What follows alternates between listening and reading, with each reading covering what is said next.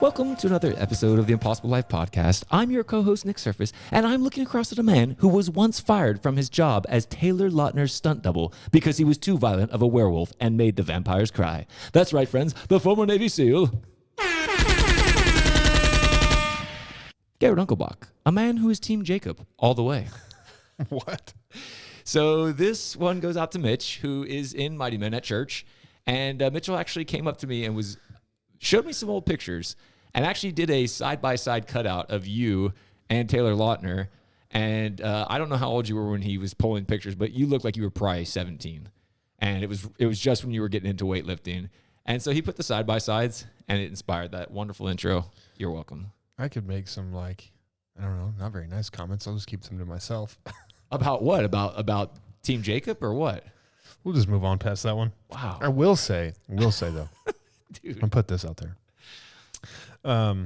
I invite any of those types of interjections from our listeners. I had a friend send me a glitter bomb one time, and it did not go well. And I will just say to whoever wants to open the can of worms, I'm willing to open it. Now, I will say, this was in good fun. I don't want this guy to be having to check his shoulder on Saturdays to see if you're hiding in the shadows. No, it's all good. I'm just saying, if you want to open the can, though. Well, yeah, but I will be a little bit more encouraging than that and say, hey, send the intros. I actually remember we got one a long time ago from a listener that we don't know, and he gave me the great intro about a man who cut his own umbilical cord at birth, and I thought that was a great one. There's been some hilarious ones. They're all hilarious. Anyways. Today's episode is on something that I'm not doing right now, which is winning. The episode is on winning philosophy. And this is something that I'm looking forward to getting into, as I always am. But one of the main reasons I am is because I've asked people and talked to a number of people about this. And if you say to somebody, what's your winning philosophy? Most people will look at you like you've just said something to them in a language they don't understand. Most people can't answer this question. I've asked people that question many times, and then I've got to elaborate. Right, because it's not something that people know. So this is something I'm excited. Well, let me give you a great example of a winning philosophy, G. And it's one of the movies that you and I both love. Oof. 2011, Brad Pitt, Moneyball. Great movie. What a movie. First of all, if you're ever hanging out with me, and I don't know how many people listening to this will be, and you go, hey, you want to watch Moneyball? I guarantee I'll be like, yeah, I do want to watch Moneyball. It's phenomenal. So Moneyball, why are we bringing that up about winning philosophy? If you know the movie, probably know where we're going. Spoiler alert. If you haven't yeah, spoiler alert. Moneyball is about the introduction of what is now known as baseball analytics, right? And so it's about the Oakland A's and Billy Beane, who, by the way, went to Mount Carmel High School, where I also graduated from. Really? Yeah, little known fact. Cool. There you go. San Diego's finest. Anyways, he was there long before I was, for the record. But was there stuff about him at the school? Funnily enough, there wasn't. That's crazy. Yeah, I think that's kind of, well, you got to remember, when I was there, Moneyball wasn't out yet. And the A's. I know, but he was still. Oh, yeah, but there's been other people that have gone. You know who I actually did go to school with is Adam Lambert. He was 1 year younger than us and was best friends with one of my close friends. Billy Beane's way cooler. I completely agree, but I'm just saying there's famous people that come from my school. I came from my school. Really, that helps you, and then you bring up Adam Lambert, and it's kind of negative points. Bro, I don't. You know what? I'm not trying to put points on your scoreboard, dude. It's your scoreboard doesn't work for me. Anyways.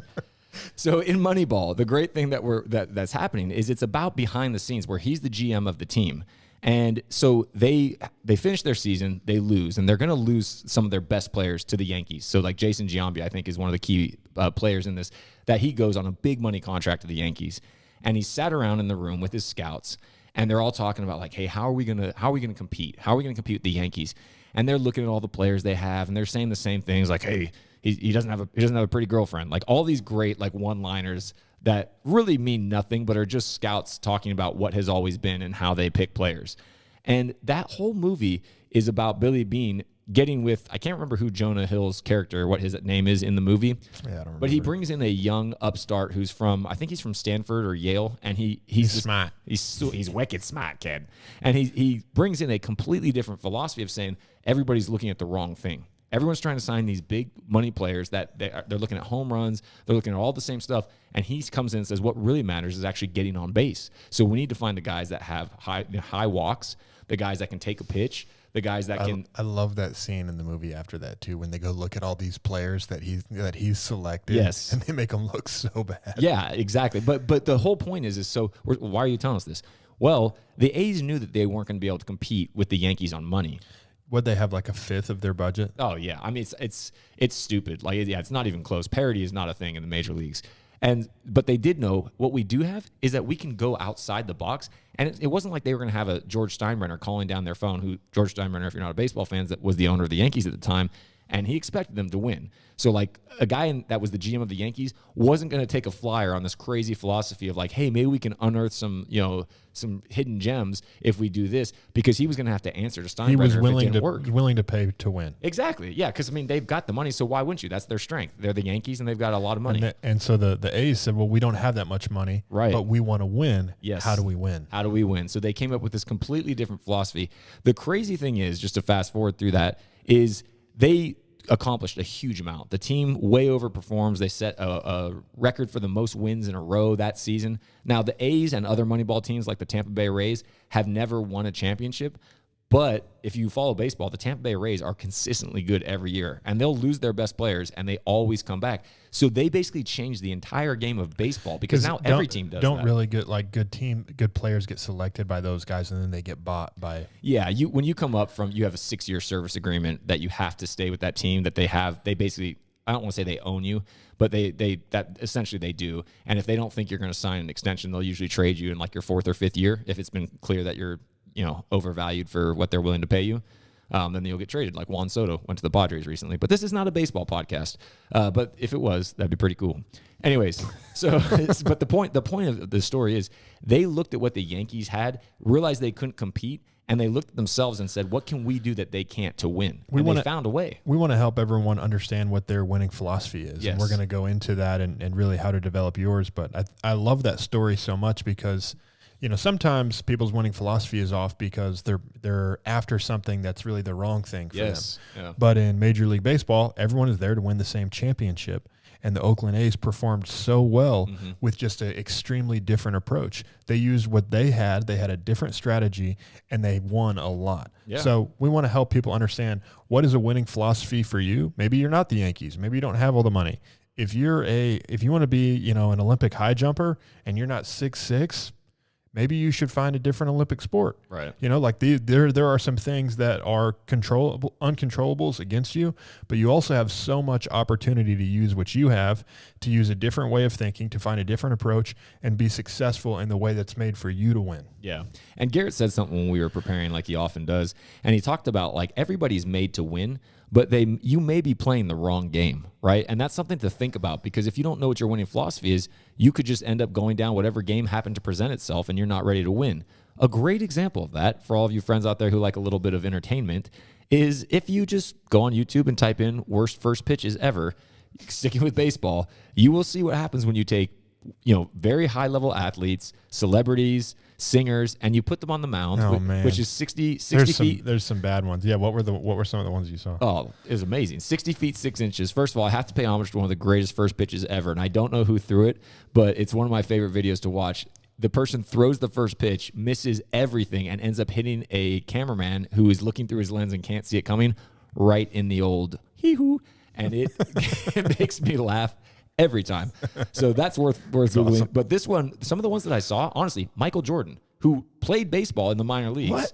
And this was like after he retired, but still, dude was in shape. And his first pitch was awful. Really? The one that really hurt me was Nolan Ryan, because I love Nolan. He came back to the Rangers years and years later, and his first pitch was like just way over. He threw it way too hard, and it just went way over the top. But you know what? No. When you've struck out 5,000 people, you can do whatever you want. Yeah. But like 50 Cent, terrible pitch. John Wall, who was actually still playing basketball at the time, terrible. I'm talking like bounced 7 times before it got to the plate. 50 Cent didn't even. You got to at least get it there. Well, be high, don't be short. But a lot of the people are way out wide, like Jordan's was as well. Yeah. And so like Jordan's was like, way over. And same with 50 Cent. And so, this is one of those things. You're not going to be a pitcher, okay? But I use that as kind of a fun example, something to look up on YouTube if you want.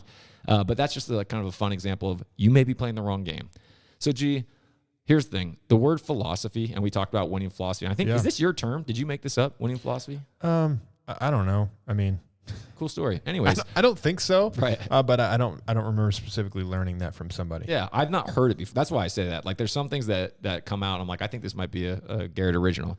But philosophy is a word that we hear. But I think if you said, well, what's a philosophy? A lot of people would struggle to explain that. So a philosophy is basically a specific way of thinking. It's really trying to understand why. Some philosophies, like Stoicism, it's a way of thinking to how to live a good or virtuous life. You have other philosophies that are, how do we understand the universe? How do we understand who we are? Philosophy is a certain set of thinking based upon, your understanding of the universe, the morals that you live by, the knowledge that you have at the time, combination of all those things to create a way of thinking that it's like, okay, this is a thought pattern, this is a set of beliefs, this is a set of principles and systems that align how we think. Right. So philosophy, really, if you want to break it down, it's understanding why something is the way that it is. And we have a lot of philosophies that fly around nowadays. I mean, Stoicism has become popular again, right?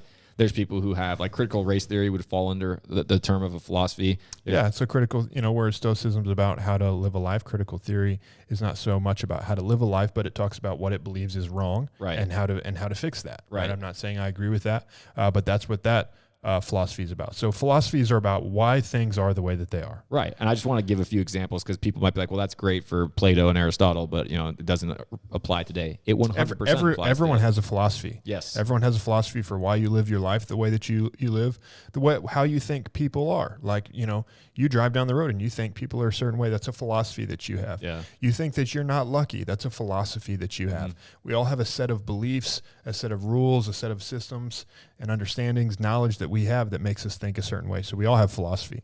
And so what we're talking about today is a philosophy of winning. I like winning, G.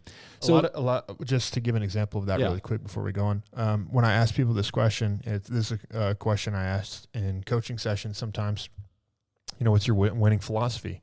And then they look at me funny and I'm like, well, okay, why do you win? What have you won at in the past and why do you win? And a lot of people's first answer to this is that they work really hard. Yeah. And I'm not saying that that's not a reason that you win, but everybody can do that. And what you want to focus on, and really when I ask people, okay, so even if you are the hardest worker, do you want that to be why you win? Yeah. And so for you to win more, does that mean that the only way that you can win more is to work harder? Do you want to live on that scale? And no one's answer to that question is yes. Yeah. Right? You want to figure out why you win that isn't just hard work. I'm not opposed to hard work. Everyone has to work hard in their life to be successful. Yeah. Talk to any successful person. They've worked hard.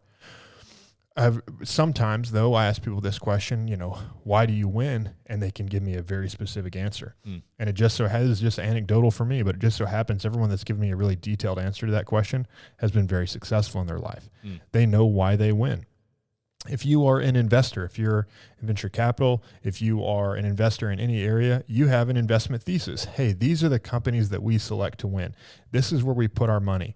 These are the things that we look at that we know lead to success. Right. It's an investment thesis is a winning philosophy.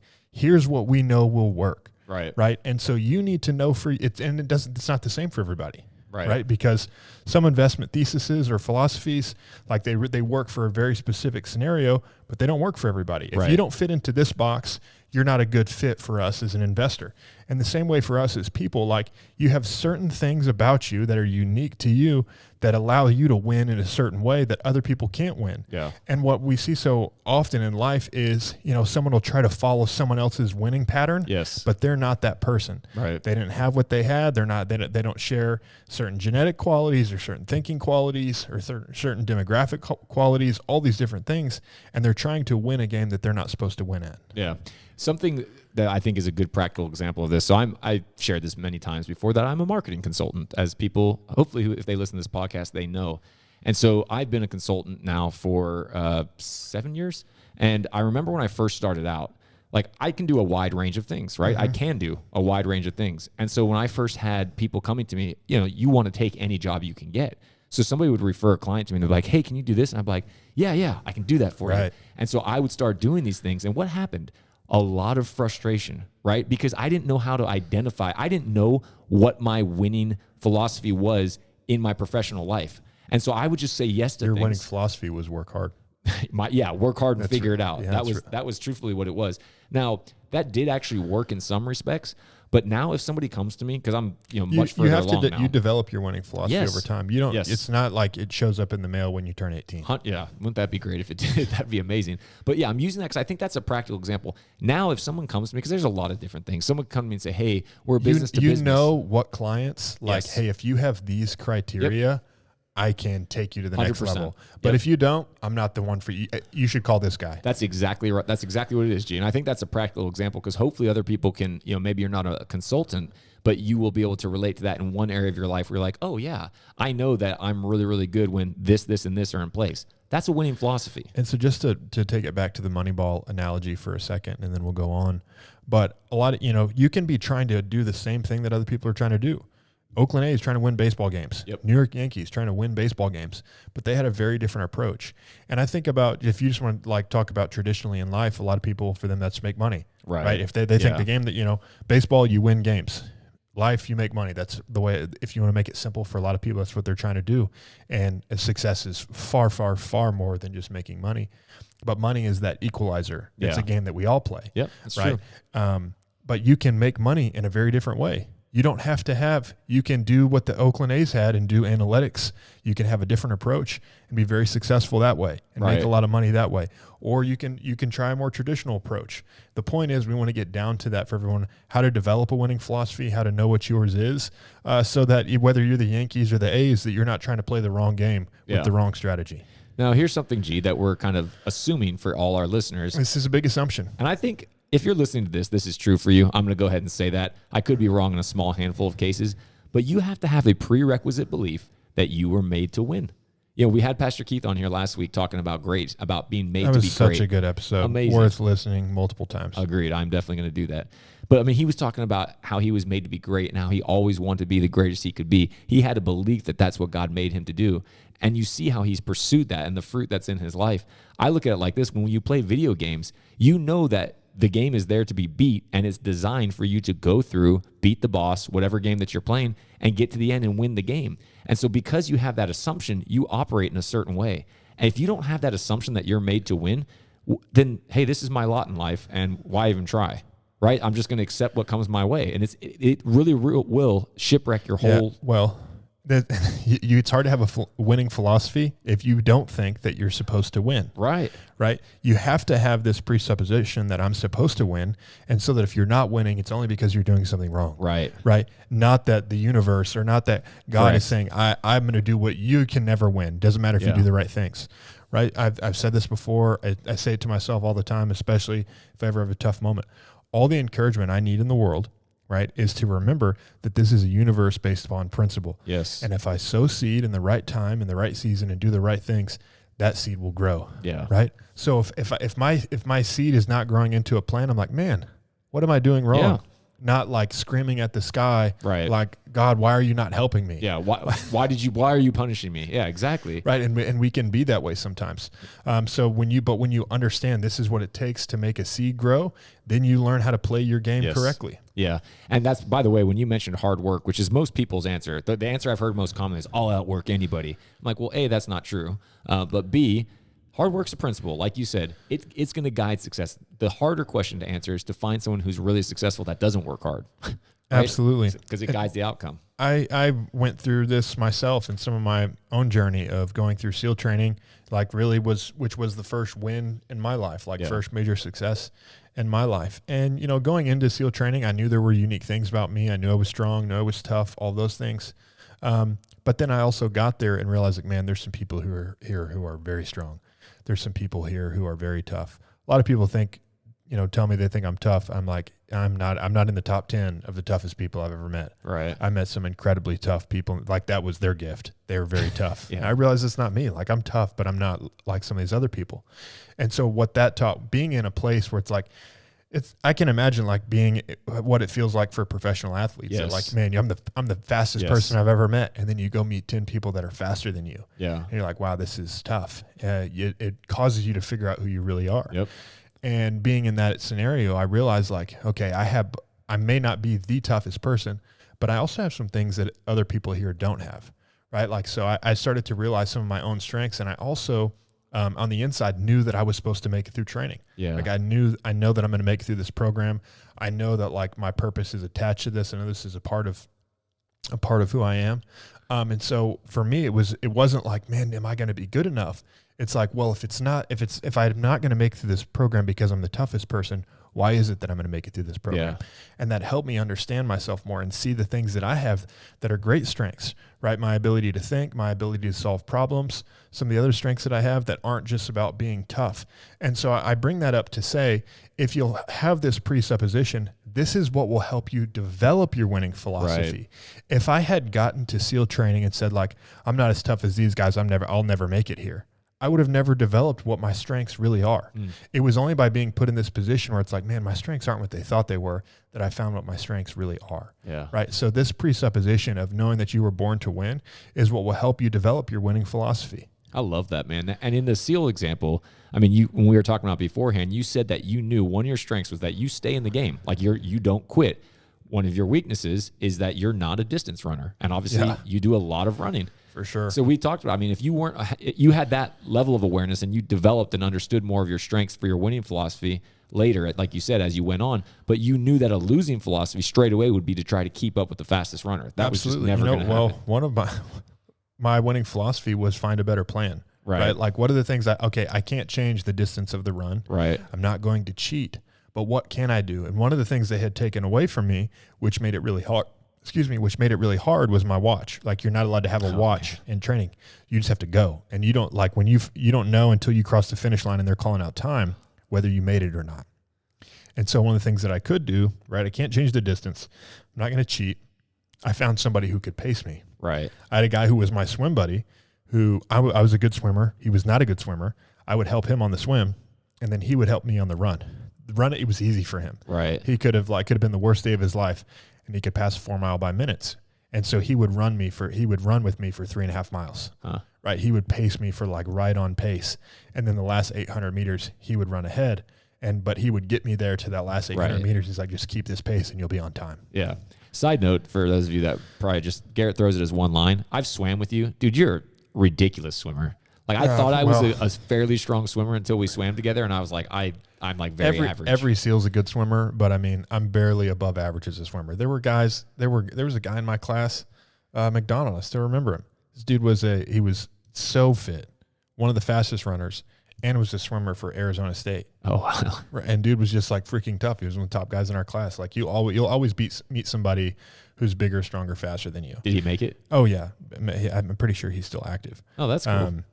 But anyways, the point is you have to know why is it that you win? Yeah. Right. And when I met people like McDonald, I'm like, okay, that's not why I win. I'm going to win for something else. Yeah. Now, one thing that's interesting to note here is you were playing the game, become a Navy SEAL, right? You didn't have a choice as to how to design the game. People will not realize this, but in life, guess what? Like, here's the thing. No one is going to tell you what to do. People will always say like, oh, I have to do this or I have no choice. No. That's wrong. You do have a choice.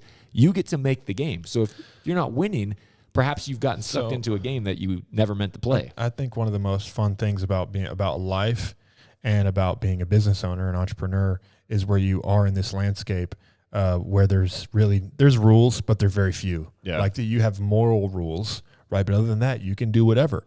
And I was always a rule breaker as a kid, not because like I wanted to do the wrong thing, but because I hated rules that I didn't think were beneficial. Right. Right. It's like, well, I could break this rule and do good. Right. And I didn't like how rules kept me from what I thought could help me move forward faster. And then as you mature, you understand like, rules are sometimes more for the community than they are for a person. Right. But I say that to say, you know how when you're a little kid and you're playing with your friends, I know I'm not the only person that was like this, and you start to, make up games like, hey, let's do this and let's do this. And you it kind of starts off in fun, and then you start to like add rules to it. Well, like, okay, well, we can't do this. Okay, well, this part's off limits, blah, blah, blah. You start to make all these rules. And eventually one of your friends is like, hey, you're just making all the rules to benefit you. Yeah.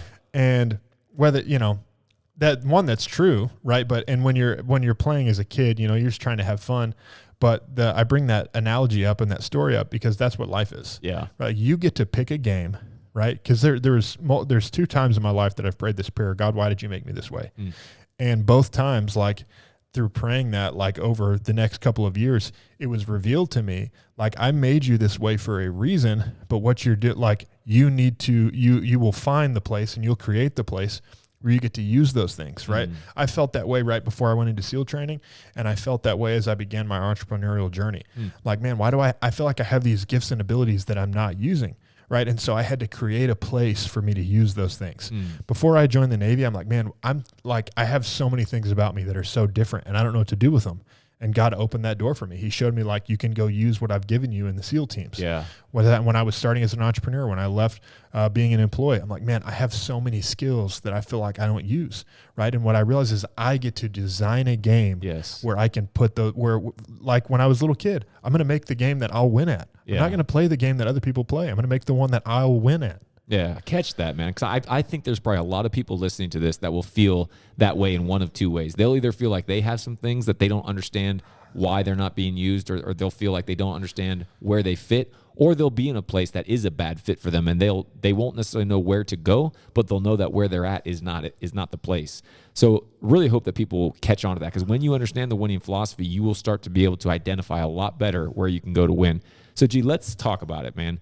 Somebody out there is going, great, I love this. I see the benefit of a winning philosophy. You guys have talked around it. So like, before we develop it, let me just say this about winning philosophies, right? like, okay, now that if you're still with us, I'm going to believe that you have this presupposition that you were born to win, right? And so, and we're going to help you define what your winning philosophy is. But if you're losing, understand this, if you're losing in your life, you're either playing the wrong game, which is most people, right? They're trying to play, like they're the Oakland A's trying to play the Yankees game, right? They're playing the wrong game. Good. Or you're playing the right game, but you're not playing with the things that God has given you. Right. Like, we all have a set of unique abilities and gifts and talents and circumstances that if we look at it and we say, well, why don't I have what they have? You can never win that way. Yeah. Right. Exodus 4:2, God says to Moses, when Moses is complaining, when Moses is saying, I don't think you should pick me. And God's saying, like, hey, I'm going to use you to save my people. And Moses is complaining. God says to Moses, what's in your hand? Yeah. Right. And it's a shepherd's staff. And he's saying that all I need you to do is use what I've given you. I know what you don't have. I need you to use what I've given you, and you can be capable with that. And you also grow over time, right? You have to start. You don't have to be great to start, but you have to start to be great. You start with what you have, and then you really grow and develop your winning philosophy. It took me, I didn't really understand my winning philosophy until I was in my late 20s, right? To where I really started to develop, okay, these are the things that I can do very well, and when I play this game, I win. Now, if you're past your late 20s like I am, don't be discouraged by that, because you had a very unusual 20s. Not many people go and participate in elite special forces training when they're 19. You age pretty quickly. When I went in at 19, I came home for the first time just past 21, and I felt 10 years older than my friends. Yeah, well, because all the stuff you've done. Well, what ages you in life, and we'll go back to winning philosophy after this, but I just think this is interesting, and this applies to some people. What ages you in life is the pickles you get in, the baseball analogy of being stuck between, third base and home base. You're trying to get home when you're in between a rock and a hard place, right? When life forces you, like, there is no good way out, right? And you get put in this crunch. Those are the things that mature you. Yeah. And in life, like in normal life, we're not in that every day. Like, you face those kinds of things quarterly at best. Yeah. Right. But SEAL training intentionally puts you in that. Every day is a test. Seriously. Fail here, fail today, you go home. Yeah. Right. And so every day is a test like that. So it just matures you a little bit faster. Yeah. I'm glad you said mature. I actually am reading 6 Attitudes for Winners by Norman Vincent Peale, because I saw it on the bookshelf of Pastor Keith Craft when I was at his house, and I was like, I read it, and I was like, I'm getting this book. Everything by Norman Vincent Peale is good. It's amazing. But you know what he says in that book? He says, you don't get old until you lose your enthusiasm for life. That's right. And I think that is such a wonderful definition, because what's that mean? That means that there's 25-year-olds out there who are old, and there's 95-year-olds out there who are still young and vibrant, because they still got that enthusiasm. So true. We could talk about that for a long time. I love that. But anyways, let's do it. Let's talk about defining your winning philosophy. To have a winning philosophy, what you have to first start off, I made this analogy, right, of making up a game when I'm a little kid. Yeah. You have to design your game. Mm-hmm. Right? Like, I know I'm supposed to win, so what does that look like? And the first part of that is understanding what is a win for you. Yeah. Right? Like, everyone's win looks different. It's certainly not just about money or personal achievement. Like, I know what a win looks like for me, and it's more about the type of life that I've lived. Mm-hmm. It's about what my family looks like. And so, like, if I do all these things, I'll also make money and be successful. But I have a really clear idea of what winning looks like for me. And I also have, like, okay, well, I could, I want to be a winning baseball team, and I also want to win the championship. And if I don't win the championship, there's next year, right? Right. Like it's what to say at the end of the season every year. Every year. Okay, next year, Yep. right? And so what that philosophy is like, we're just going to get better over time, Right. right? And in all the things that I'm doing in my life, you hear me talk about this at Mighty Men.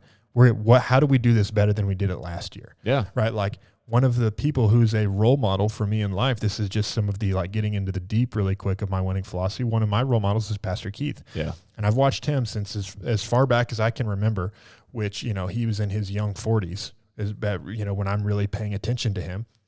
His life has gotten better every year. Yeah. Right. And that's not, you don't get better every year that many years in a row by accident. No. It's by intentionality.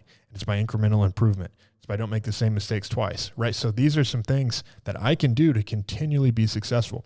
But to define your winning philosophy, you have to know what a win is for you. Yeah. Right. And that's not something you're like, oh, I want to be successful. I want to be a dad. Yes. Right. Like those are like some basic things, but you need to be very, very specific. Right. Like what if I could design my life, like if I get to the end of my life and I've been this type of person, right? Not I've done this, if I've been this type of person, if this is what people would say about me, if I've impacted this many people, all of these things, right?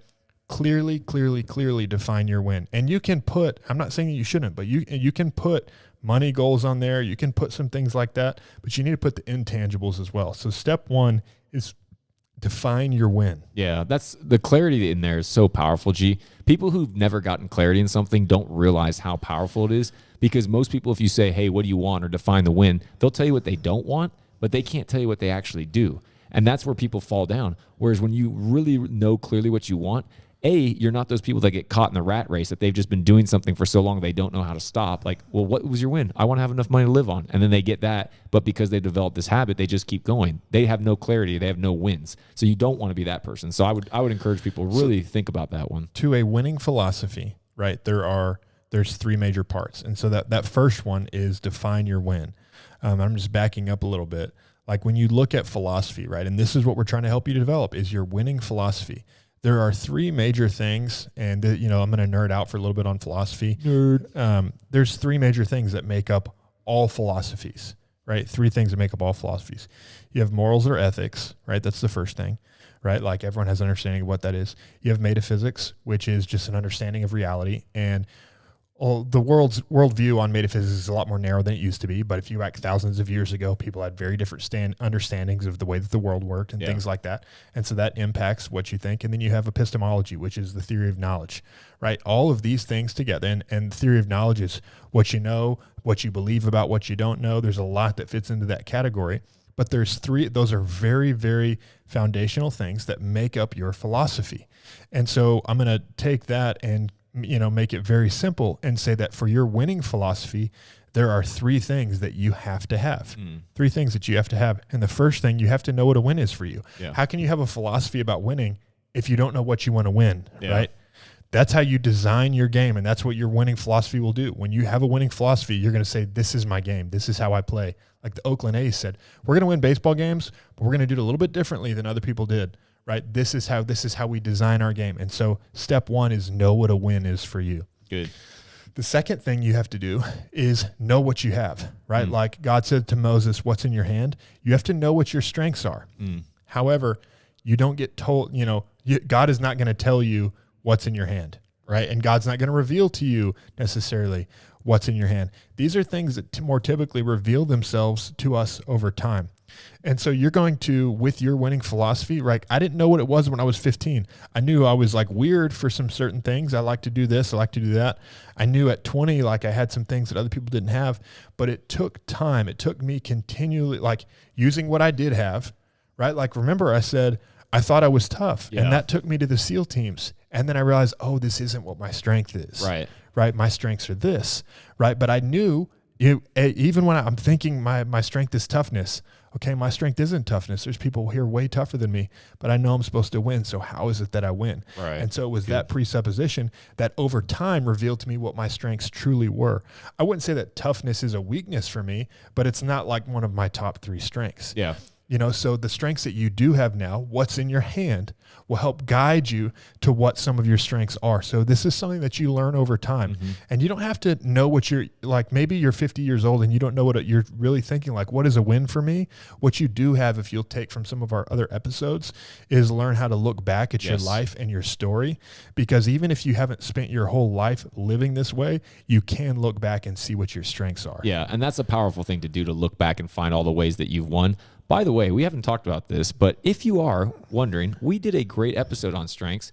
Garrett has made a career on this podcast of asking me what episode it was. Well, now this is the wonderful thing that we have a website. Yeah, tell them. On theimpossible.life/podcast. You can go in and search by keyword and find any of our podcasts. So I just typed in strengths and I found out that on February 10th, 2022, we published a full episode on strengths. And it's going to have some overlap. You can listen to our podcast on the website. You can. If you want to. You can also listen on any of the other players. But the tool that you want to take advantage of on the website for the podcast is to be able to search all these things. It's so great. You have no idea how happy I was when we discovered that, because this was from a widget. Remember, I put it in. And I'm like, hey, Nick, look what it has. I know. And I was like, dude, my life just got a lot better. And I'm surprised you told me about that, because I probably wouldn't have noticed and you could have kept roasting me. I could have kept it to myself and be like, why don't you know it's this episode and this episode? You'll find something else. You're very good at that. It's one of your strengths. Anyways, moving on. So three things that you need for your winning philosophy, right? Define your win. You have to know what a win is for you. Second thing is know what you have, right? Know your strengths, and these get revealed to you more over time. Definitely. Use the strengths that you have, and you'll learn about new strengths. You can also develop some strengths, right? And then the third thing, this is part of really like understanding of the universe and principles. This is part of knowing what you can control and what you can't control, or what you can control and what you can't. The third ingredient for your winning philosophy is know the things that you can't change, right? Like, and that's not meant to be a negative statement, but it really, what that'll help you do is it'll help you focus on, this is what I can do. Yeah. Right. Like if Oakland A's said, well, we're never going to have a $400 million a year budget for players. Yeah. It's not going to happen. Right. And they have a very dramatic scene in the movie talking about that. Yes. Right. And so instead of trying to say, well, why don't we just get that? Like, why don't we just have what they have? Know what you can't change. Yeah. Right. And that doesn't mean settle. That doesn't mean give up. You just need to be able to look at your life with a clear lens and say, okay, these are the strengths that God has given me. These are things that these things are not working for me. These are not positive factors. These are things that I can't change or can't control. And so how do I win with this? Yeah. Right. Don't try to be the A's and just like, I'm going to go raise a $400 million budget. Yeah. Right. Unless that's your gift. Right. Yeah, people do this all the time. I feel like especially they'll focus on the things they can't change, specifically around time. And you have all these great quotes like, the best time to buy a house was 30 years ago. The second best time is today. Chinese proverb. The best time to plant a tree was 40 years ago. The second best time is today. Okay, it's buy a house and it's American. Okay, America. Anyways, look at the flag behind you. That's the quote from the mortgage industry. I know, dude. Why can't you just let me flow, man? You know. Anyways, no. By the way, my mom noticed that you've been interrupting me less on the podcast, and she's made multiple comments about how happy she is. I'll have to pick it back up. Okay. Anyways, that was not the goal of that. But the point is people get caught up on time and they get on things that they can't change because they're like, oh, if only, man, if I had this. And then they start thinking. So that's what Moses did. Right. Like, oh, if I was a better speaker. Yep. If I hadn't murdered a guy. Exactly. Yeah, exactly. But that is the default. Like we always like to cover default because I think so much of default, I would also say it's subconscious. It's things that are happening that you're completely unaware of. And so that's why we always mention these things. Because if you're sitting there and you're like, oh, I don't do that. Really ask yourself, like whenever you start thinking about opportunities or pursuing something, where does your mind go? Does your mind first go to all the things that you wish you had that were better or all the reasons you can't? Or are you sitting there going like, okay, what do I have and how do I maximize them? You know, it's a completely different approach to things. And so that's the three basic ingredients you need for your winning philosophy. But also foundationally, what we covered in the beginning is you have to have the belief that you were made to win. Yes. Now, G, you have your winning philosophy. It is very short and succinct, and I asked you to share it with people just because I want people to hear your example of a guy who's developed his through some arduous circumstances and taken the time to look back. Yeah, I keep it really simple, but for the first part of my winning philosophy is one of my favorite quotes by Henry Ford. It's just a reminder of why I am the way that I am. The first time I read it, I'm a lover of quotes. The first time I read this quote, I thought, okay, that's me. I align with that. But Henry Ford says, if I had asked them what they wanted, they would have said faster horses, right? It's about innovation. And so that's a big part of my winning philosophy. But I have it written this way. I went through waiting on the Lord, wise strategy, resilient mindset, and unstoppable teams. And when we were going through this beforehand, I explained it. I kind of told Nick some stories like, here's where some of these pieces come from for me. And so you can make an elaborate statement for yours if you want, or you can make it just a simple statement. But this is a reminder for me. And I've caught myself in the process before of like trying to, create a win or trying to like make something happen and thought to myself, okay, hold on a second. Yeah. Am I leveraging my winning philosophy, right? Am I using the things that are going to help me win? Because this is not just like made up. I've looked at my life and seen what's worked for me. And I've realized when I do these things, I'm very successful.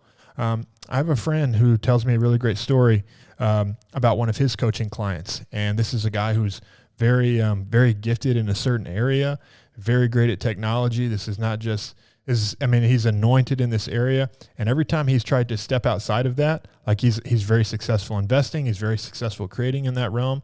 And then every time he's tried to like put his money in real estate, for example, I love real estate, but every time this guy's tried to put his money in real estate, he loses every time, right? There's a reason like God made you the way that you are. We have been given dominion over certain things, right? And we all have a hill that we're supposed to take. And so I'm not saying that you can't have diversity in your life. I'm just saying, understand why it is that you are the way that you are and know why you win. And for Garrett, I win through waiting on the Lord. It's very important to me. Like I want what God wants for my life. And I know that is it. That is anybody's recipe for success. I went through wise strategy, right? I realized that it's not always about being the strongest or being the fastest, but having a great plan. And strategy is knowing what to do. And that's a unique gift that God has given me. Like I've never faced a problem and said like my problem in life has never been, what do I do? Right. That's not been a problem for me. Like I always know what to do. Now the interesting thing on that, and I'm sorry to interrupt you, but actually I'm not sorry to interrupt you, but like that is your number one strength on the Clifton Strengths Finder. Yeah. But you actually were telling me stories about when you were a kid playing video games and they would be the group shooters, like team shooter games, that you were the guy that was not the best player on the team, but you could organize. Yeah, I played on a group of 8 when I played competitively, and when we would play like to practice one-on-one, I was like, the last or second to last on the team.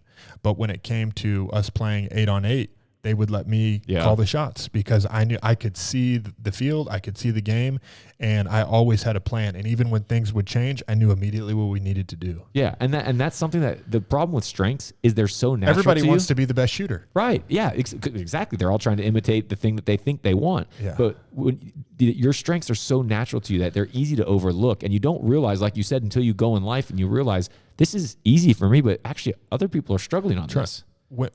Winning at who you were created to be is always better than trying to be somebody else. For sure. And so wise strategy, I went through a resilient mindset, right? Like we have episodes talking about resiliency. That's a big core part of who I am, and that's understanding my identity. And I went through unstoppable teams. I know how to get the right people together to make something work. And I think it's so much more fun to do things through, Vince Lombardi says this, if you can get everyone in an organization rowing in the same direction, you can win at any time in any industry against any competition. And I believe that's a truth, right? Like when a team is so completely unified, they will always be successful. And so like, that's something that I like if we lose, the team, we can get stronger, right? There's always room for us to get stronger as a team. So that's a part of my winning philosophy. There you go. Well, I hope you guys can go away and start to develop your own winning philosophy. We've got 2 challenges. A fun one. By the way, what's not in there, just for everyone getting their takeaway before we get to the challenge. What's not in there is my win. That's how I win. Right. That's the how I win, but not what my win is. Right. And that would take a lot longer for you to go into. So we're not going to do that right now.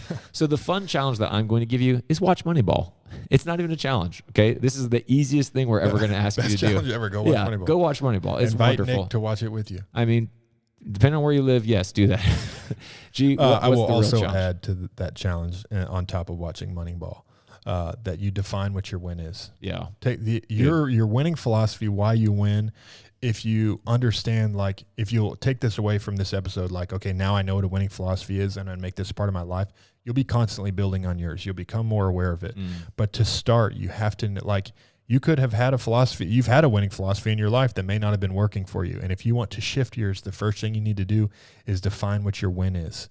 What does success look like for you in your life? And that's not necessarily a short answer. I would take the time to sit down, talk with your spouse. What does a win look like for me? What does a win look like for our family? What does a win look like for our legacy, right? And then when you get focused on the long-term success, now how do we do this? And what's the right strategy? What's the right game for us to play to accomplish this win?